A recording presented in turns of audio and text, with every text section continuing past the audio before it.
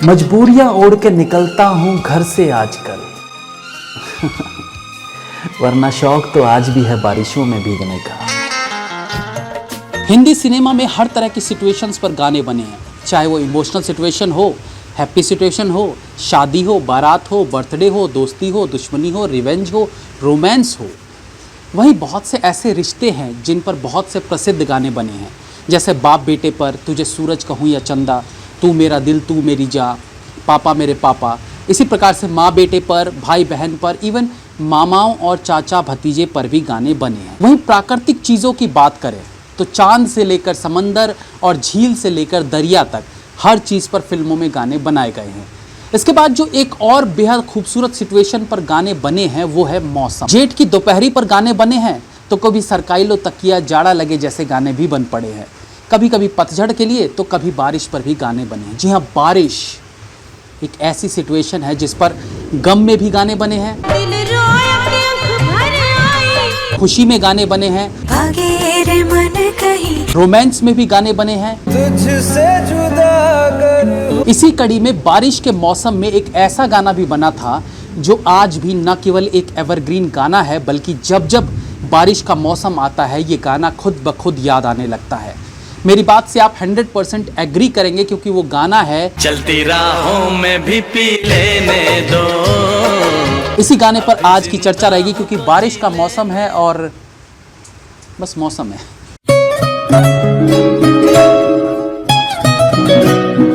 बारिश का मौसम फिल्मों में सिनेमैटिक एक्सपीरियंस को और बढ़ा देता है। यूँ तो हिंदी सिनेमा में बारिश पर ढेरों यादगार गाने बने हैं, लेकिन 1995 में रिलीज्ड फिल्म नाजायज़ का गीत अभी जिंदा हूँ तो पी लेने दो सबसे अलग है।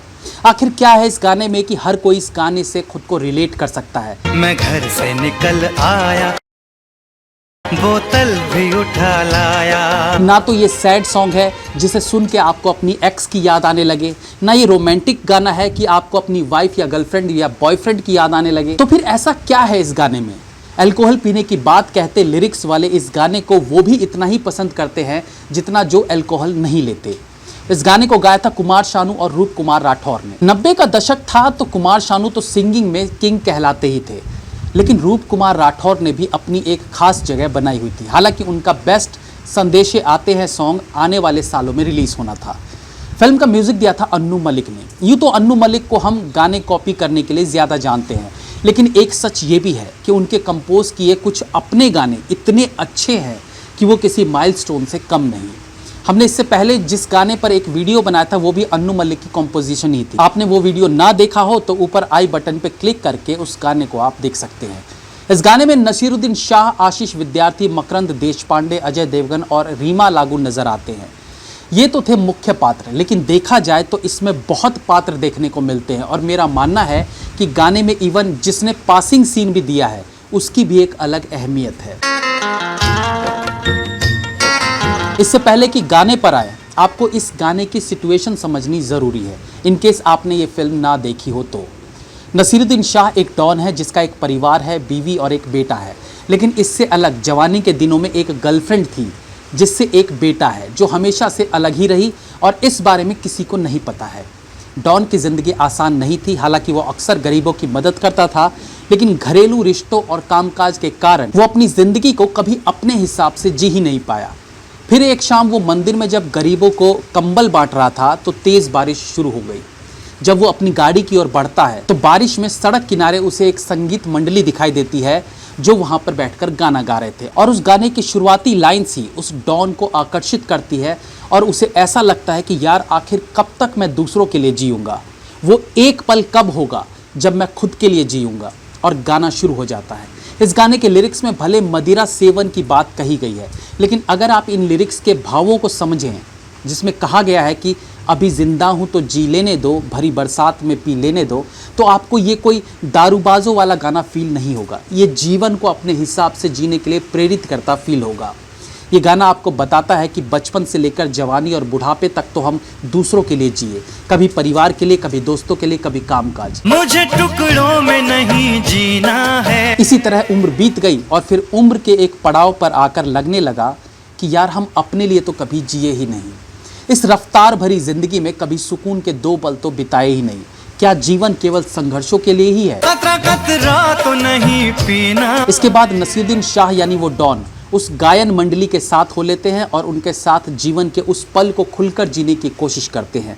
उनके साथ मदिरापान करते हैं, बोतल उठाकर सड़क के बीचों बीच नाचते गाते हैं। चलती राहों में भी पी लेने दो। फिल्म में क्योंकि वो डॉन है तो हमेशा सिक्योरिटी में उन्हें छुप छुप कर रहना पड़ता था, इसलिए वो इस खुली सड़क पर बारिश में आज अपने तरीके से समय बिताना चाहते थे। गाने के लिरिक्स ऐसे हैं कि हर कोई अपनी जिंदगी से इसे कनेक्ट करके देखेगा तो फील वही आएगी जो गाने में उस डॉन को आ रही थी। गाने का कंपोजिशन इतना अच्छा था, इतना कैची था, ऊपर से इतना जबरदस्त इसको गाया गया है कि डॉन और बाकी लोगों को सड़क पर नाचते गाते देख एक एक्साइटमेंट से आने लगती है। डॉन के साथ उनके राइट हैंड के तौर पर आशीष विद्यार्थी नजर आते हैं। आशीष विद्यार्थी इस गाने के एक महत्वपूर्ण अंग है, बावजूद इसके कि गाने की एक लाइन भी वो नहीं गाते दिखते, क्योंकि फिल्म में वो एक गूंगे बने हैं। कतरा कतरा तो नहीं पीना। लेकिन जिस तरीके से वो अपने मालिक का इस सिचुएशन में भी पूरा साथ देते हैं वो बेहतरीन लगता है। ये गाना आपको तब और अच्छा लगेगा जब आप ये फिल्म भी देखोगे। एनीवेज, नाचते गाते ये मंडली पहुंचती है एक बड़े से बार में। अब ऑब्वियसली खुद डॉन जब उनके साथ है तो आज तो उन सड़क पे गाने वालों की दिवाली होने वाली थी। बार में पहुंचते हैं तो ऑफ कोर्स वहां सब पीने वाले ही बैठे होंगे, लेकिन सूट बूट वाले। इस बार में हुई सिचुएशन पर चर्चा करने से पहले एक बात कहना चाहूँगा। हमने फिल्मों में भी, इवन रियल लाइफ में भी देखा है कि जब कहीं गरीब तबके के लोग अमीरों के यहाँ जाते हैं या उनकी पार्टी में घुस आते हैं, उनके स्विमिंग पूल में नहाने लगते हैं, तो अमीर लोगों को बहुत गुस्से में दिखाया जाता है। इवन रियल में भी वो नाराज़ हो जाते हैं कि ये गरीब गंदे कपड़ों वाला आदमी मेरी पार्टी में मेरे स्विमिंग पूल को गंदा कर रहा है। लेकिन जब मदिरा सर चढ़कर बोलती है तो उस वक्त गरीब अमीर का फासला मिट जाता है। यहाँ इस बार में भले सब सूट बूट वाले लोग थे, मदिरा सेवन कर रहे थे, लेकिन इस गरीब मंडली के आने से कोई भी परेशान नहीं दिखा। सब अपने काम में न केवल लगे रहे बल्कि उनके गानों पर झूम भी रहे थे। नॉर्मल सिचुएशन होती या ये कोई खाने का रेस्टोरेंट होता तो अमीर लोग नाक सिकोड़ने लगते, बट यहाँ ऐसा नहीं था। बैकग्राउंड में दिख रहे सभी अमीर लोग उनके गानों की धुनों पर एंजॉय करते हैं। कोई भी ऑफेंड नहीं था, हर कोई जाम और गीत का मजा ले रहे थे। गाने के अंतरे में बोला गया है, मुझे टुकड़ों में नहीं जीना है, कतरा कतरा तो नहीं पीना है। अब ये लाइंस भले मदिरा को लेकर बोली गई हो, लेकिन इसका कनेक्शन डायरेक्ट जीवन से है। मतलब अब मुझे घुट घुट कर नहीं जीना, थोड़ा थोड़ा नहीं जीना, मुझे टुकड़ों में नहीं जीना। इसके बाद लिरिक्स है, आज पैमाना हटा दो यारो, सारा मैखाना सजा दो यारो। मतलब आज सारे बंधन तोड़ के खुल के सांस लेने दो। आगे लाइंस है, मैं कदों में तो पिया करता हूँ, चलती राहों में भी पी लेने दो। आहा, मतलब कमाल है ना, क्या लिखा है सुदर्शन फाकिर साहब ने। मैं कदों में तो पिया करता हूँ, चलती राहों में भी पी लेने दो। यानी छुप छुप कर जो कुछ करता आया हूँ या जो कुछ जीवन में करना चाहता था नहीं कर पाया, आज वो सब कर लेने दो। इसके बाद ये मंडली पहुंचती है नसीरुद्दीन शाह की उस जवानी की प्रेमिका के घर जहां वो अपने बेटे के साथ रहती थी। इस गाने से ये सीन इसलिए कनेक्ट करता है क्योंकि फिल्म में वो दुनिया के डर से कभी अपनी इस बीवी और अपने बेटे से मिल ही नहीं पाया। इवन बेटे को भी पता नहीं कि वो डॉन ही उसका बाप है। तो जब आज डॉन ने ठान लिया कि वो हर वो चीज़ करेगा जो वो नहीं कर पाया, तो उन कामों में से एक डेयरिंग वाला काम ये भी था कि वो अपने इस दूसरे परिवार से मिले, पत्नी से मिले, बेटे से मिले।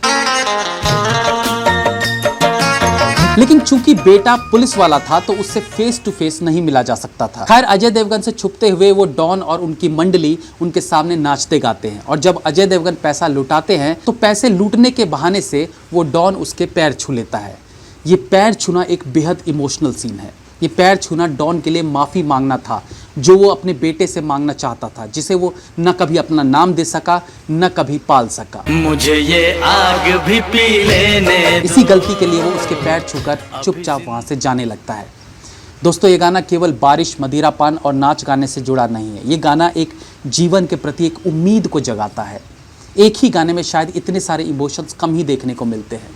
उम्मीद करता हूँ ये एपिसोड आपको अच्छा लगा होगा, और इस गाने को लेकर आपकी ज़िंदगी में कोई खास मोमेंट हुआ है तो हमें कमेंट में ज़रूर बताइएगा। That's all for today friends, be safe, have fun. मिलते हैं अगली बार फिर किसी नए एपिसोड के साथ। तब तक के लिए